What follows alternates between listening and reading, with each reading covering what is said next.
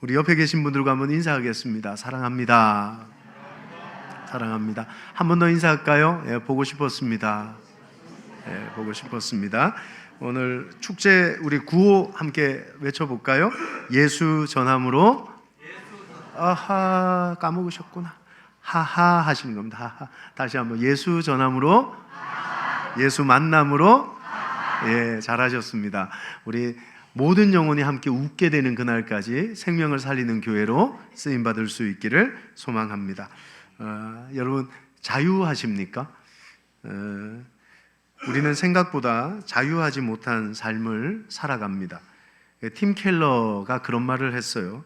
복음을 통과하지 않은 자유는 또 다른 이름의 구속일 뿐이며 보이지 않는 감옥에 갇힌 상태다. 한마디로 세상에는 자유한 사람이 아무도 없어 라는 얘기를 하고 있는 겁니다. 주위를 가만히 둘러보면요, 우리 주변에도, 아니 어쩌면 내 자신 안에도 보이지 않는 사슬에 묶여서 신음하는 사람이 얼마나 많은지 몰라요. 누구는 상처에, 또 누구는 끊어지지 않는 중독에, 누구는 물질과 성공이라는 사슬에 묶여서 영적인 자유를 누리지 못하는 어딘가에 묶여 살아가는 사람들이 한두 명이 아니라는 겁니다. 모두가 자유인이라고 생각하겠죠. 근데 사실은 그렇지 않다는 거예요. 오늘 말씀이 그걸 우리에게 파헤쳐 줄 것입니다. 결핍으로부터 자유하려고 우린 돈을 모아요. 근데 참 재미나게 그 돈에 묶여 살아갑니다. 즐긴다고 재미삼아 시작했는데 오락에 쾌락에, 때로는 술의 노예가 되어 인생을 살게 되는 것입니다. 왜 예수를 믿습니까? 이 질문의 명쾌한 해답이 이것입니다. 자유하는 사람이 되기 위해 우리는 예수를 믿는 것입니다. 예수 그리스도의 복음은 우리를 모든 것으로부터 자유케 하는 능력인 줄 믿습니다. 사실 우리 삶은 오늘 본문에 등장하는 묶인 자들과 별반 다를 게 없는 삶이거든요. 근데 우리 예수님을 보면 풍랑을 뚫고 무덤까지 찾아오신 예수님은 인간의 그 어떤 수단으로도 끊을 수 없었던 견고한 사슬을 끊고 풀어주시는 역사를 보여주셨다는 겁니다. 이게 왕의 권능입니다. 왕의 권능은 자유를 줍니다. 오늘 여러분이 누리고 있는 시간적 자유, 육체의 자유가 진짜 자유가 아니라 영의 자유를 예수의 권능, 왕의 권능이 우리에게 주고 있다는 거예요. 세상 어디에서도 누릴 수 없는 자유를 예수 안에서 누리게 된다는 겁니다. 왕의 권능은 무덤을 생명의 자리로 변화시켜요. 우리의 자유를 위해 십자가 위에서 모든 대가를 지불하신 왕의 권능만이 우리를 자유케 하는 것입니다. 다시 물을까요?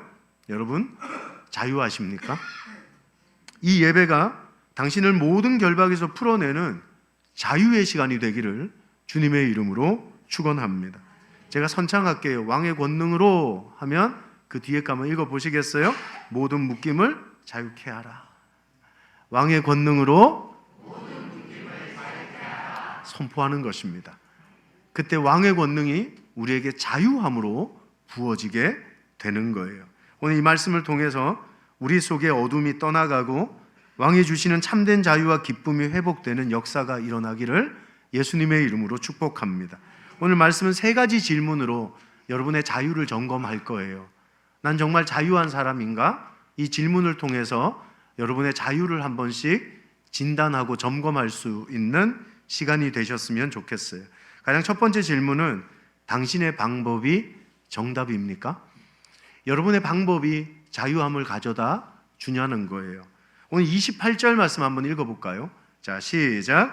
또 예수께서 건너편 가다라 지방에 가심에 귀신 들린 자 둘이 무덤 사이에서 나와 예수를 만나니 그들은 몹시 사나워 아무도 그 길로 지나갈 수 없을 지경이더라.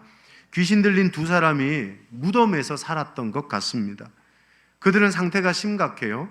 너무 사나워서 누구도 그 길로 지나갈 수 없었다고 기록하고 있습니다. 이게 병행 구절인 마가복음 5장 3절 5절 말씀을 보면 더 구체적으로 이들의 실정을 성경이 이야기를 해주고 있습니다. 한번 읽을까요? 시작. 그 사람은 무덤 사이에 거처하는데 이제는 아무도 그를 쇠사슬로도 맬 수 없게 되었으니 이는 여러 번 고랑과 쇠사슬에 매였어도 쇠사슬을 끊고 고랑을 깨뜨렸음이러라. 그리하여 아무도 그를 제어할 힘이 없는지라 밤낮 무덤 사이에서나 산에서나 늘 소리를 지르며 돌로 자기의 몸을 해치고 있었더라. 결박된 삶이 얼마나 비참한지, 자유가 없는 삶이 얼마나 비참한지를 우리에게 보여줍니다. 인격이 없어요. 비참한 짐승같이 세상을 살아가고 있는 겁니다. 정상적인 관계도 생활도 불가했노라고 성경은 얘기를 하는 거죠. 정말 마음 아픈 부분이 뭐냐 하면 돌로 자기 몸을 해치고 있다라는 부분이었어요. 오늘날 사탄은 자기 파괴라는 전략으로 우리에게 찾아옵니다. 수많은 전략들이 있지만 사탄은 자기 자신을 파괴하게 만드는 힘을 우리에게 사용하고 있다는 거예요. 상처에 묶인 사람은 독한 말로 자기를 파괴합니다. 열등감에 붙들린 사람은 열등감이라는 날카로운 칼로 자기 인생을 찔러대고 죽여가고 있더라는 거죠. 사단이 이걸 노리는 겁니다. 나를 파괴하려고 하는 게 아니라 내 안에 있는 하나님의 형상마저 파괴하려는 그들의 전략이 담겨져 있다는 거죠. 제가 가르쳤던 청년 중에 초등학교 4학년 때 이 아이를 만났습니다. 근데 아이가 아빠한테 매일 맞는 거예요. 술만 마시면 아빠는 아이를 때렸습니다. 이유는 네가 태어나면서 네 엄마가 도망갔어 라는 겁니다. 너 때문에 네 엄마가 도망갔잖아. 술만 마시면 아이를 때리는 거예요. 이 아이가 대학생이 됐습니다. 제가 사역하는 청년부의 청년부 일원이 됐어요. 어느 날 저를 찾아온 거예요.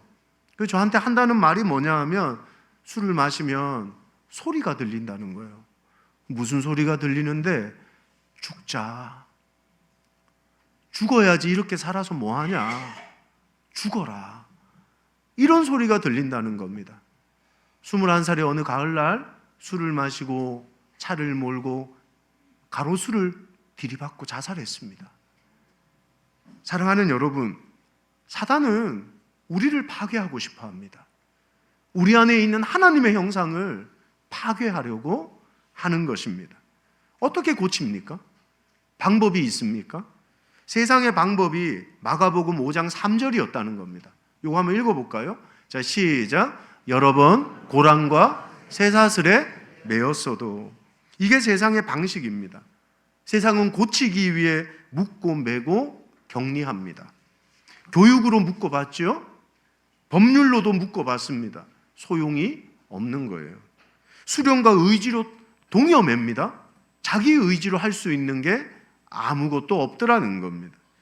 근데 세상의 방식은 어떤 변화도 만들어내지를 못했다는 거잖아요.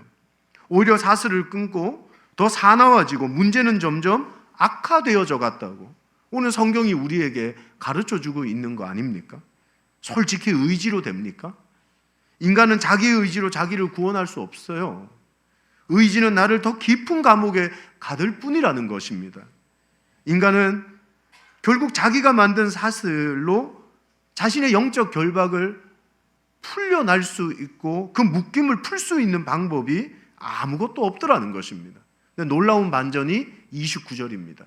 한번 읽어볼까요? 자, 시작. 이에 그들이 소리질러 이르되 하나님의 아들이여 우리가 당신과 무슨 상관이 있나이까? 때가 이르기 전에 우리를 괴롭게 하려고 여기 오셨나이까? 하더니 놀라운 반전입니다.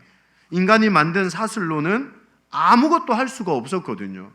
근데 주님이 가시니까 그들이 비명을 지르며 굴복하는 역사가 일어났다는 거예요. 하나님의 아들이여 때가 이르기 전에 우리를 괴롭게 하려고 여기 오셨나이까? 여러분, 이게 25년 전 총신신학대학원 시험 문제였어요. 제가 이 문제 틀렸거든요. 마태복음에서 예수님을 하나님의 아들이라고 가장 먼저 고백한 존재는 누구일까? 1번 제자들, 2번 귀신, 3번 니고데모. 그럼 누굽니까? 귀신이었어요. 놀랍게도 귀신들도 알고 있어요. 이분이 누구신지. 이분이 어떤 능력을 가진 분인지 귀신도 알아요. 근데 누구만 몰라요? 지난주 같이 말씀 나누었던 본문 마태복음 8장 27절이 그 얘기하는 거거든요. 이 대조하고 있는 거예요. 한번 읽어봅시다. 시작. 그 사람들이 놀랍게 여겨 이르되 이 이가 어떠한 사람이기에 바람과 바다도 순종하는가. 그럼 놀랍지 않습니까? 바람도 알고 바다도 알아요. 귀신마저도 알았어요. 그가 하나님의 아들이라는 걸. 근데 놀랍게 하나님을 안다는 유다 사람들이, 하나님을 믿는다는 성도들이 그가 누구인지를 정확히 모르고 세상을 산다는 거예요. 그가 어떤 능력을 가졌는지, 그가 하나님의 본체시며 하나님의 아들이라는 것을 지식적으로는 알지만 바람도 고백하며 바다도 고백하며 귀신들도 고백하는 그 왕의 권능의 실체에 대해 우리는 모르고 있다고 오늘 성경이 우리에게 도전을 하고 있는 것입니다. 우리 주님은 왕의 권능을 가진 하나님의 아들인 줄 믿습니다. 믿으십니까? 그러니까 주님의 선포를 보세요. 32절에 얼마나 능력이 있는지 읽을까요? 시작. 그들에게 가라 하시니 귀신들이 나와서 돼지에게로 들어가는지라. 이 한마디로 더러운 것들이 떠나가는 것입니다. 이게 왕의 권능이거든요. 백부장의 문제도 바다와 바람도 이젠 귀신까지도 왕의 명령에 굴복합니다. 여러분, 왕의 권능은 노력의 결과가 아니에요. 왕의 권능은 권세의 크기예요. 주님의 권세의 크기는 우주만큼 크시다는 거죠. 여러분, 그분이 누구인지를 안다면 당신을 묶고 있는 이 사슬, 여러분이 지금도 가지고 있는 그 인생의 문제를 누구에게 가지고 나가야 될까? 그걸 질문하고 있는 거 아닙니까? 근데 놀랍게도 당연히 예수님이겠지요 라고 말해야 되는 우리가 귀신처럼 고백하고 있더라는 겁니다. 여러분, 오늘 본문에 귀신이 29절에 그런 고백을 하거든요. 한번 읽어볼까요? 이거 우리 고백하고 비슷합니다. 자, 시작. 하나님의 아들이여 우리가 당신과 무슨 상관이 있나이까? 주님, 상관하지 마세요. 내가 내 의지대로 해볼게요. 내 능력으로 이겨볼게요. 여러분, 이게 우리 고백 아닙니까? 주님이 상관하지 못하게 합니다. 내가 술을 끊어보리라. 내 의지로 분노를 참아보리라. 이 우울함에서 벗어나 보리라.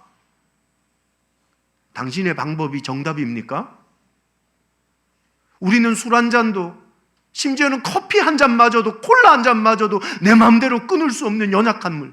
왜 모르십니까? 인간의 방법은 이 사람에게 어떤 영향력도 미칠 수 없었습니다. 하지만 예수의 방법은 그를 변화시킨 것입니다. 우리의 방법은 나와 무슨 상관입니까? 라는 어리석은 교만의 고백이 아니라 주님밖에 없습니다. 주님이어야 합니다. 당신의 권능만이 나를 고칩니다. 오로지 하나님의 방법이 정답이라고 고백할 줄 아는 신앙이 바른 신앙이 아니냐고 우리에게 도전하고 있는 것입니다. 사랑하는 여러분, 우리의 방법은 실패했어요. 하지만 주님의 방법은 성공했던 것입니다. 절대 당신의 힘으로 못합니다. 또 무너지게 될 것입니다. 우리는 주님과 상관없는 인생이 아닙니다. 주님과 상관 있는 인생이 되시기를 주님의 이름으로 축원합니다. 너무 단순한 고백이잖아요. 내 삶의 주인은 내가 아니라 하나님이십니다. 이 고백을 터뜨려내며 주인이신 그분이 해답을 가지고 있다는 걸 깨달아야 된다는 거예요. 그래야 이길 수가 있는 것입니다. 왕이 명령하면 상황은 종료됩니다. 보십시오. 주님이 왕의 권능으로 가라 명하니까 귀신이 떠나가고 어둠이 물러가잖아요. 주님이 자유하라 선포하시면 묶임이 풀어지는 역사가 일어나는 줄 믿습니다. 오래된 상처, 비교하는 열등감, 내 가정을 파괴하는 분노, 알코올, 도박, 섹스, 심지어는 마약의 중독까지 왕의 권능을 구할 수 있는 겸손한 하나님의 자녀가 되기를 예수님의 이름으로 축복합니다. 그 주님의 권능만이 우리를 자유케 하신다는 거예요. 또 두 번째 질문이 뭡니까? 당신은 가치 있는 존재입니까? 라고 물어야 된다는 거예요. 왕의 권능은 단순히 결박만을 푸는 능력이 아니었습니다. 왕이 권능으로 통치하시면 모든 게 변화되는 역사가 일어나기 시작했다는 거예요. 그게 28절입니다. 28절 한번 읽어볼까요? 28절 자 시작. 또 예수께서 건너편 가다라 지방에 가심에 귀신 들린 자 둘이 무덤 사이에서 나와 예수를 만나니 그들이 몹시 사나워 아무도 그 길로 지나갈 수 없을 지경이더라. 그들이 어디에 삽니까? 무덤 사이에 살았거든요. 여러분, 그들은 너무 사나워서 사람들에게 길들여지지 않는 짐승 같은 존재였거든요. 무덤은 사망과 죽음을 의미하잖아요. 하지만 그들이 주님을 만나 주님이 그들의 무덤에 찾아가시는 순간 어떤 일이 변화된다는 것입니다.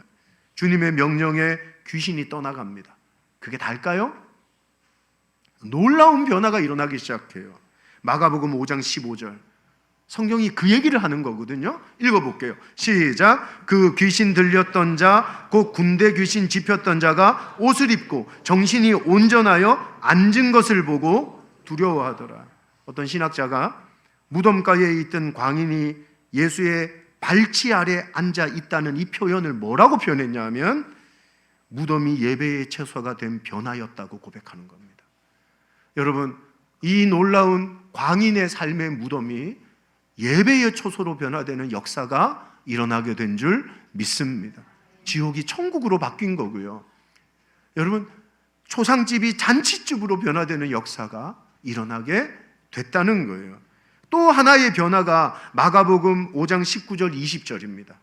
이것도 놀라워요. 한번 읽어볼까요? 자, 시작. 집으로 돌아가 주께서 내게 어떻게 큰 일을 행하사 너를 불쌍히 여기신 것을 내 가족에게 알리라 하시니 그가 가서 예수께서 자기에게 어떻게 큰 일을 행하셨는지를 데가볼리에 전파하니 모든 사람이 놀랍게 여기더라.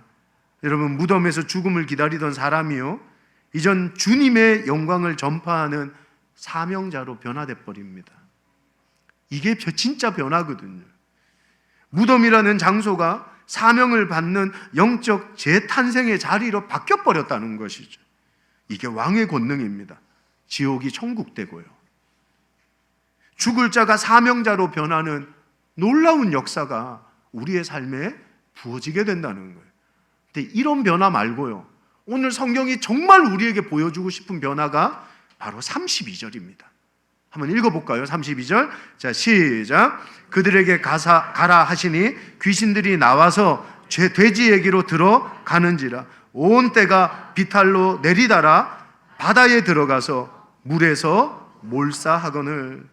여러분, 오늘 말씀에 왕의 권능이 일으킨 가장 놀라운 변화가 바로 이 32절이었던 거예요. 여러분, 주님은 이 사람을 살리겠다고 돼지떼를 몰사시킵니다. 마가복음 5장을 보면 이 돼지떼가 돼지 2,000마리였다고 설명을 해주고 있거든요. 엄청난 경제적 손실 아닙니까? 이 경제적 손실 앞에 아마 사람들은 억소리를 냈을 거예요. 미친 거 아니야? 저런 사람 하나 살리려고 돼지 2,000마리를 몰사시킨 예수님에게 따져 물었을 수도 있는 일인 거예요. 제가 챗 GPT한테 물었어요. 돼지 한 마리 가격이 얼마냐? 48만 원에서 50만 원 거래된대요. 지금 몇 마리예요? 2,000마리. 얼마예요? 계산되세요, 이거? 10억이에요, 여러분. 가정도 버렸어요. 친구들도 버렸고요. 세상도 버렸어요. 아무도 이 사람을 가치 있게 여기지 않아요. 근데 예수님이 이 사람한테 10억을 들여 이 사람을 살린 거예요. 주님이 사람을 계산하는 법이 다른 거예요. 주님은 10억이라는 돈보다 이 무덤가에 무가치하게 살고 있던 이 사람이 훨씬 더 가치 있고 크게 보셨다고 말씀하시는 거예요. 세상은요, 우리를 연봉으로 평가할 거예요. 너 1년에 얼마 받아? 무슨 대학 나왔어? 무슨 브랜드의 옷을 입고 몇 평짜리 아파트에 살아? 근데 왕은 그것과 상관없이 우리를 사랑하시는 거예요. 아멘이세요? 왕의 권능은 한 영혼을 위해 자신의 전부를 내던지는 사랑의 능력이라고 말씀하시는 거예요. 그 왕의 권능은 곧 사랑인 것이죠. 따라합시다. 왕의 권능은 하나님의 사랑이다. 요한복음 3장 16절이 그거 얘기하는 겁니다. 하나님이 세상을 이처럼 사랑하사 독생자를 주셨으니 이는 그를 믿는 자마다 멸망치 않고 영생을 얻게 하려 하심이라. 하나님은 이 무가치한 사람을 살리기 위해 10억이 아닌 온 우주와 맞먹고 그것보다 더 크신 아들 예수를 죽이며 사랑했다. 그 얘기하고 계신 거 아닙니까? 당신은 왕의 목숨값이에요. 이 사랑이 그를 모든 결박에서 자유케 한 능력 아닙니까? 어떤 심리학자가 그랬어요. 자유는 사랑 안에 있다 그랬어요. 나를 사랑하지 못하는 사람은 결코 자유하지 못할 거고요. 내가 사랑받는 사람이라는 걸 모르는 사람은 결코 자유할 수가 없는 거예요. 내가 어떤 가치에 얼마나 소중하고 존귀한 가치의 사람인지를 모르는 사람은 영원히 자유를 누리지를 못할 거예요. 사랑하는 여러분, 하나님이 당신을 자유케 하신 이유는 당신이 그만큼 존귀하기 때문인 거예요. 당신이 가치 있는 존재입니까? 아들을 죽일 만큼 당신이 가치 있고 소중함을 깨닫는 순간 당신은 정말 위대한 자유를 누리게 되는 거예요. 왕의 권능적 사랑은 우리의 가치를 회복하게 하는 것입니다. 이 말씀이 이 행축의 중심 아닙니까? 사람 수백 명 데려와서 교회를 채우자. 그게 아니잖아요. 왜 전도합니까? 한 영혼이 천하보다 귀한 걸 알기 때문이잖아요. 10억이 아니라 온 우주보다 더 크신 예수를 죽여가며 한 영혼을 살렸던 아버지의 마음을 알기 때문이잖아요. 교회가 하나님 아버지의 마음을 안다면 그게 어떻게 10억이 아깝다고 말하겠냐는 거예요. 그건 교회일 수가 없어요. 하나님 아버지라 부를 수가 없는 거예요. 하나님은 지금도 10억을 얘기하지 않고 한 영혼을 얘기하거든요. 근데 그 영혼이 어떤 사람입니까? 무가치하거든요. 버림받은 사람이거든요. 이런 사람을 위해 10억을 써? 몰매 맞을 짓을 하시는 거거든요. 근데 우리 하나님은 지금도 그 얘기를 하고 계신 거예요. 근데 하나님의 교회는 지금도 돈 얘기를 하거든요. 아버지가 보시기에 너무 슬프지 않아요? 나는 한 영혼을 얘기하는데 내 자녀들은 왜 돈 얘기를 하냐는 거죠? 여러분, 하나님의 교회가 정말 하나님 그분을 예수 그리스도로 말미암아 아버지라 부른다면 이 하나님의 마음을 알아들일 수 있는 하나님의 자녀들이 될 수 있기를 예수님의 이름으로 축복합니다. 하나님은 우리를 사랑하시기에 기꺼이 거룩한 손해를 선택하십니다. 원남교회가 이번 축제에 시간과 물질을 드리는 것이 결코 낭비가 아닙니다. 그분의 거룩한 손해에 동참하는 영광스러운 사역인 거예요. 분명히 영적으로 아셔야 돼요.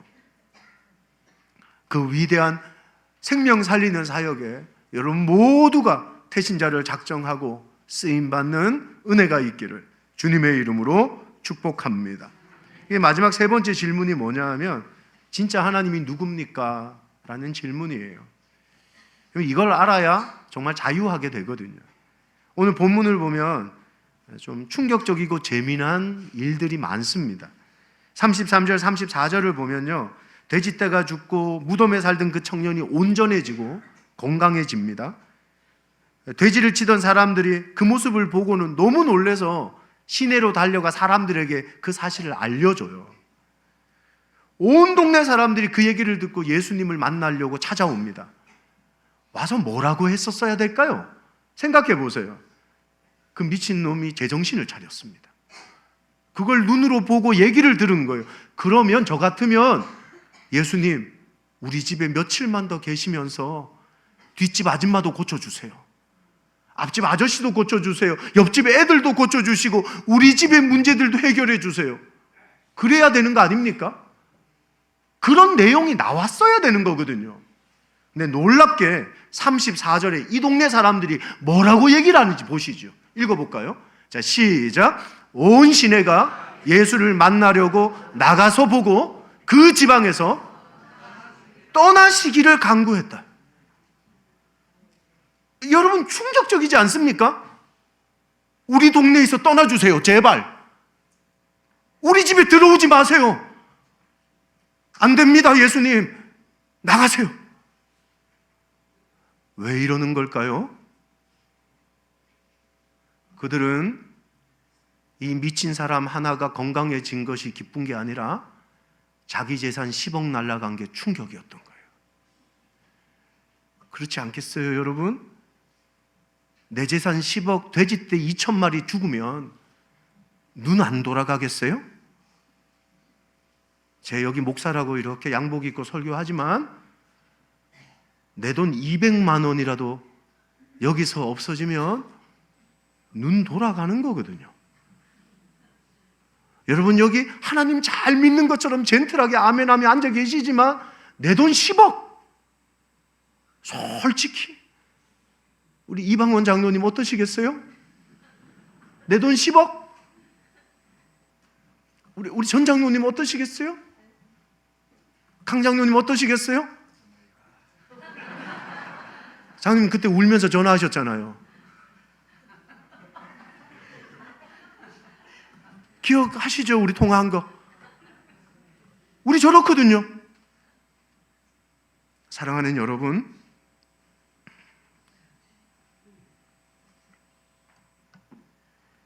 이 사람들이 돼지떼 지키려다가 모든 것의 주인이며 온 우주의 왕이신 예수를 거부합니다. 너무 어리석은 거 아닙니까? 찬송가 1장에 수도 없이 노래했는데 만복의 근원 하나님, 온 세상 찬송 드리며 저 천사여 찬송. 모든 복이 하나님께로부터 있다는데 돼지떼 2,000마리 때문에 그 하나님을 거부하고 밀어내고 있더라는 겁니다. 그들은 하나님을 밀어낼 만큼 돈을 사랑했던 거죠. 이 가다라 사람들의 인생의 주인은 하나님이 아니라 돈이었던 거죠. 이제 가만히 한번 생각해 보십시오. 누가 진짜 자유를 잃고 묶인 사람이었습니까? 무덤가에 살던 그 사람만이 아니었다는 걸 아시겠죠? 미쳐 날뛰고 소리 지르는 그 남자만이 아니었다는 걸 아시겠죠? 가다라 모든 사람들이 묶인 자였다는 걸 주님께서 말씀하고 계시고 싶었던 게 아닙니까?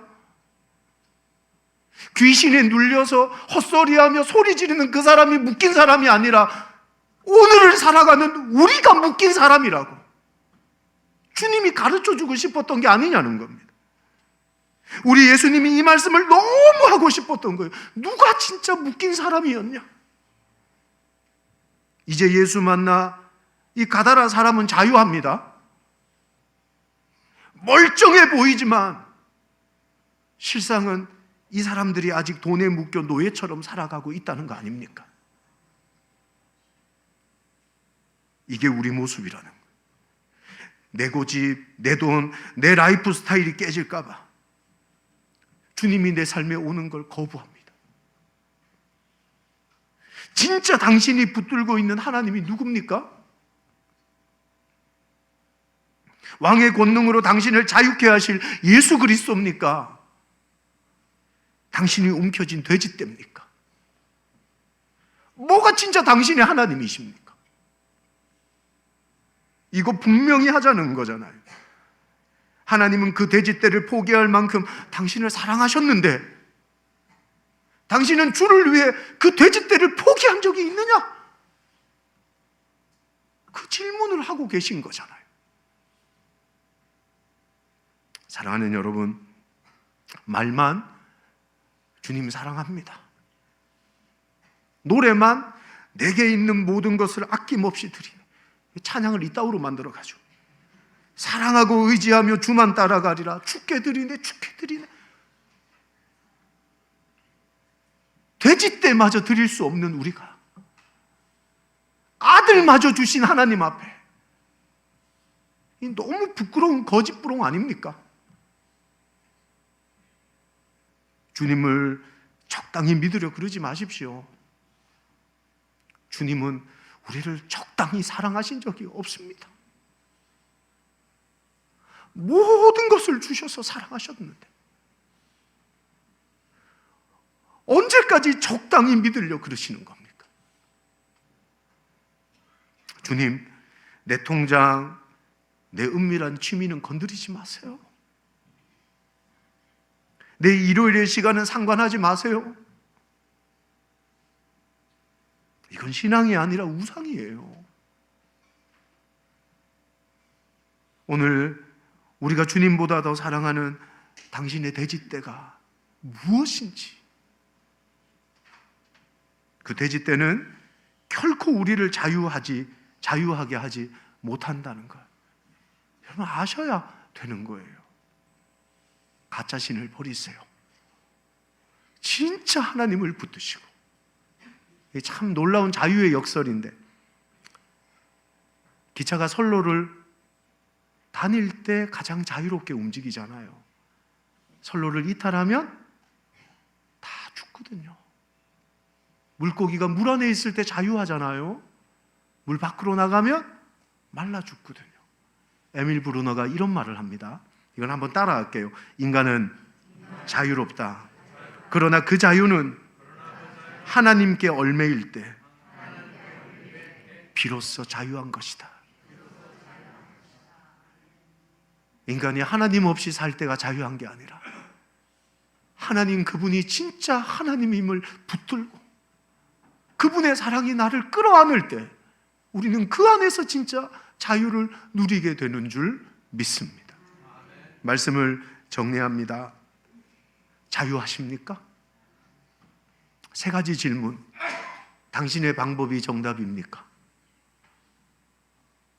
당신은 정말 가치 있는 사람이십니까? 진짜 하나님을 믿으십니까? 그 안에 자유함이 있는 줄 믿습니다. 오늘 이 말씀을 통해 정말 가다라 무덤 사이에 사는 그 사람이 누구였는지, 자유를 잃어버린 채 세상의 노예로 살아가고 있는 우리를 향한 주님의 사랑의 음성을 들을 수 있기를 예수님의 이름으로 축복합니다.